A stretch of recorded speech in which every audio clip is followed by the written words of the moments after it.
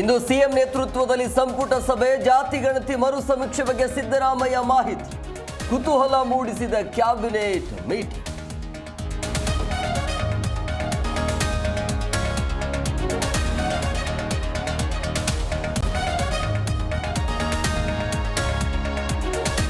ಇಂದು ಸಂಜೆ ಸಿಎಂ ಸಿದ್ದರಾಮಯ್ಯ ದೆಹಲಿ ಪ್ರಯಾಣ, ನಾಳೆ ನಡೆಯಲಿರುವ ಹಣಕಾಸು ಆಯೋಗದ ಸಭೆಯಲ್ಲಿ ಭಾಗಿ, ಕೇಂದ್ರ ಸಚಿವರು ಎಐಸಿಸಿ ನಾಯಕರ ಭೇಟಿ ಸಾಧ್ಯತೆ.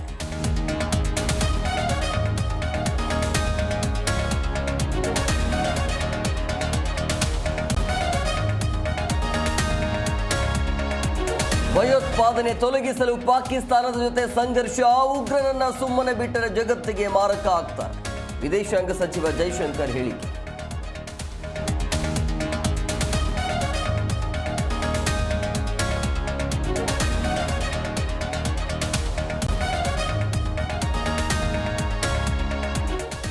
ರಾಜ್ಯಾದ್ಯಂತ ಇಂದು ಭಾರಿ ಮಳೆ ಮುನ್ಸೂಚನೆ, ವಾಯುಭಾರ ಕುಸಿತದಿಂದ ಮುಂದಿನ 5 ದಿನ ಮಳೆ ಎಚ್ಚರಿಕೆ, ಮೀನುಗಾರರು ಸಮುದ್ರಕ್ಕೆ ಇಳಿಯದಂತೆ ಎಚ್ಚರಿಕೆ.